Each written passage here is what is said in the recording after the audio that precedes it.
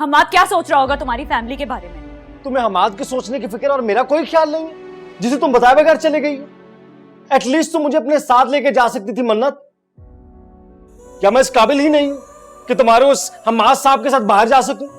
तो क्या करेंगी? फिर भी तो सब कुछ हाथ से निकलना ही है ना।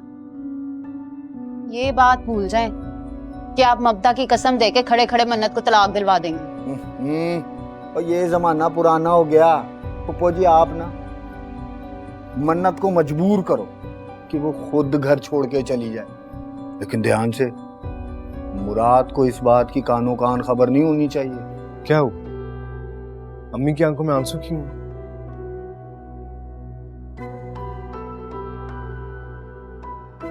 क्योंकि वो तुम्हें दिखाना चाहती हैं। मैं भी अभी अपनी आंखों में आंसू लेकर आऊं तुम्हें दिखाने के लिए? माफी मांगो मेरी अम्मी और बाजी से अभी और इसी वक्त।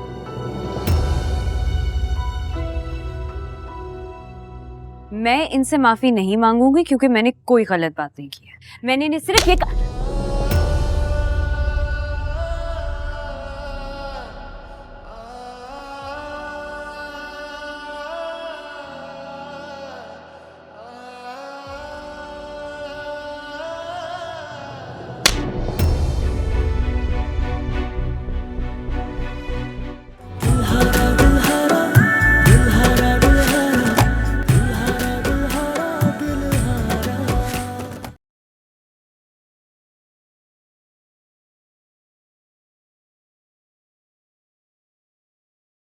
दरअसल मैं आपको इतने कॉल्स कर रही थी, आप अपना फोन भी घर छोड़ गए थे।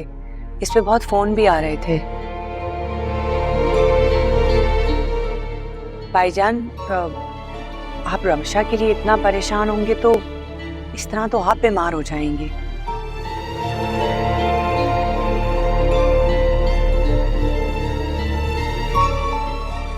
देखिए, खुदा ना खास्ता अगर रमशा के साथ कोई हादसा हुआ होता, कोई एक्सीडेंट, तो हॉस्पिटल से तो फोन आ ही जाता।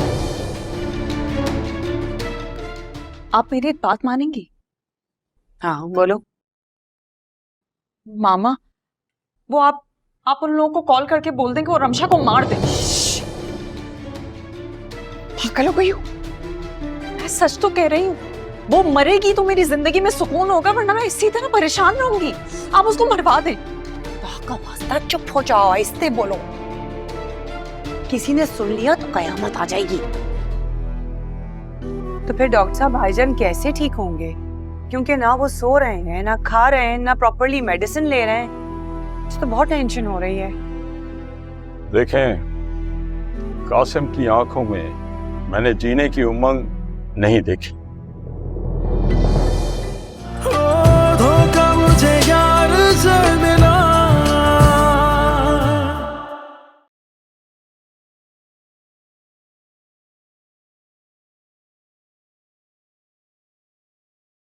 यही मोहब्बत करके तो तुमने मेरे सलमान को फांसा है ना? बीवी अगर शौहर से मोहब्बत करे तो उसे फांसना नहीं कहते।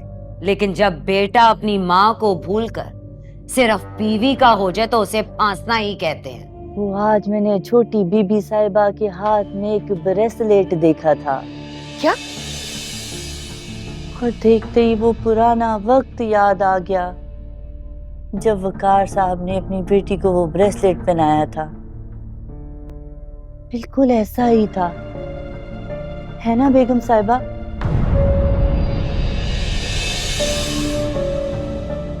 सरूज को मुझसे उलझने के लिए किसी वजह की जरूरत नहीं होती सलमान। लेकिन कोई तो वजह होगी ना।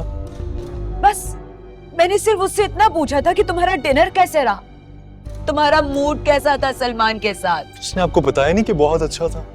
उसका लहजा ऐसा था जैसे जैसे मुझे उससे पूछने का कोई हक नहीं है। और जो मॉम के दिल पे चोट लगी वो? उसकी जिम्मेदार मैं नहीं हूँ। तो फिर कौन है जिम्मेदार? हाँ? वो खुद है जिम्मेदार, क्योंकि वो हर बात को खुद से एज्यूम कर लेती हैं। जैसे कि तुमने मुझे कठेरे में खड़ा कर दिया। तुम सवाल करते हो, मैं जवाब देती हूँ, क्योंकि मैं मुजरिम हूँ तुम्हारी। तेरे हवाले दिल कर दिया है, मेरी आशिकी को तूने जिद कर दिया।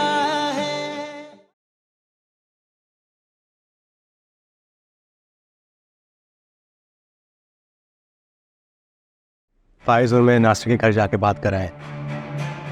अपने घर वालों की जिम्मेदारी वो खुद ले रहा है।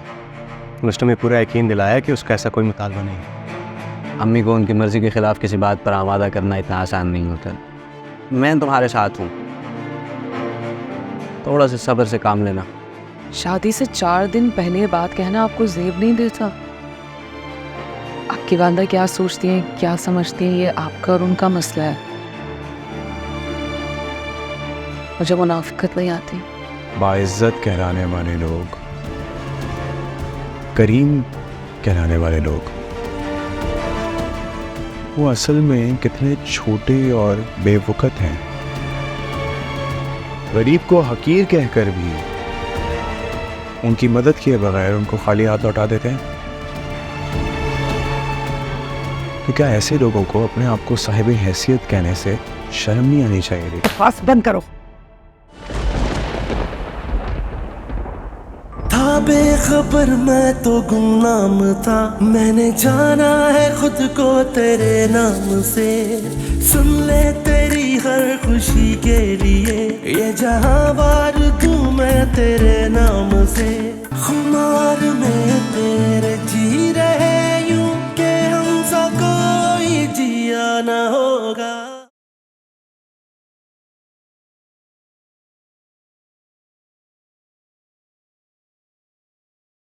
सलमान बार बार माफिया मांग रहा था, कह रहा था मुझसे गलती हो गई, मुझको माफ कर दो, एक और मौका दे दो। मैं तुम्हें और हमारे बच्चे को उसका हक दूंगा, तुम्हारे साथ कभी भी कोई भी ज्यादती नहीं करूंगा। तो पर तुमने क्या सोचा? मैं यहाँ नहीं रह सकती, या तो आप मुझे अम्मी के पास छोड़ के आए या अम्मी को यहाँ लेके आए। पागल हो गई, अरे पागल हो गए सारे घर में। जिसको देखो घर से भागने की पड़ी है। खैरियत है? कोई खैरियत नहीं है अब्बा, ये क्या हो रहा है घर में? देखिए अगर आप मुझे नहीं छोड़ के आएंगे ना तो मैं खुद चली जाऊंगी। मैंने तुम्हें तो चीख चीख कर कहते थे कि इससे नौकरी करवानी है, एटीएम बनाना है। अब जरा सी बुराई है तो ऐसे हाथ झाड़ के पीछे खड़े हो गए हो। हाथ झाड़े यार, जा माफी मांग मुझसे पैर पकड़ के। कितना घटिया आदमी है तू। तुम बीवी हो मेरी, तुम्हें मेरी ताबेदार बन के रहना पड़ेगा, मेरी वफादार बन के रहना पड़ेगा। जान से मार दो लेकिन केस की तमाम तफसीलात सुनने और सबूतों को देखने के बाद ये अदालत ताज़ीरात पाकिस्तान के तहत मायरा राशिद कैसे मांगू